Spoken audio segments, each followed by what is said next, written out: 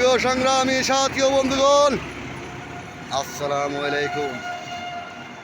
আজকে তুরাকাছি 1 নম্বর রোডে, এই 1 নম্বর রোডে অনেক ভোলাইয়া লোক জড়িত, ময়মনসিংহ লোক জড়িত, আমাকে মানসিকভাবে অত্যাচার করে। এই মোড়টাই নাকি আমার ফিরেইব, এই মোড়টা, এই যে দেখেন মোড়টা, এই যে দেখেন মোড়টা, এই যে গাড়ি,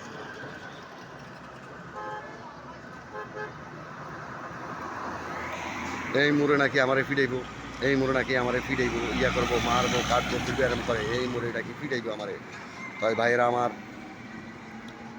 আমি আপনাদের সবটি কথা জানা রাখলাম, ভবিষ্যতে নেক্সট টাইমে যেন কোনো লোক আপনারা কেউ যে আমার দোষ টানা দেন, সেই হৃদয়ে আমি এই কারণে আছি। এনে একটা ভিডিও করতাম, এনে যত আমার বাড়ি ভোলা চরবেশন, এনে চরবেশনের সিএনজির মহাজন আছে, যে কিবার কথা আব্দুল্লাহ ইসলাম জেকবের কথা উনি আমাকে অত্যাচার করে। চরবেশনের সাবেক এমপি ছিল, আওয়ামী লীগের সাবেক এমপি ছিল আব্দুল্লাহ ইসলাম জেকব, তার কথা শুনে আমার অত্যাচার করে, মাইজুরি করে, মানসিকভাবে নির্যাতন করে।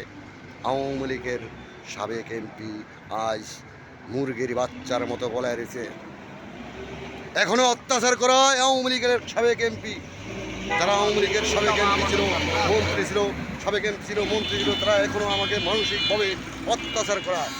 জায়গায় জায়গায় মাইক দিব, পিটাইব, কাটবো। আওয়ামী লীগের তোফাইল সাহেব পর্যন্ত, আওয়ামী লীগের তোফাইল সাহেব অত্যাচার করে, মানসিকভাবে অত্যাচার করা, মানুষ দিয়ে অত্যাচার করা, ভোলা ডিস্ট্রিক্টের লোক দিয়ে অত্যাচার করা, লালমনের লোক দিয়ে অত্যাচার করা, বরা নদীর লোক দিয়ে অত্যাচার করা, চরবেশনের লোক দিয়ে অত্যাচার করা। আমি লিটন চৌধুরী আপনাদের শোনায় রাখলাম। এই বলে আমার বক্তব্য আমি শেষ করলাম, 2 মিনিট হয়ে গেছে। এই বলে আমার বক্তব্য আমি শেষ করলাম। লিটন চৌধুরী, পিছনে আমার একটা মামু আছে।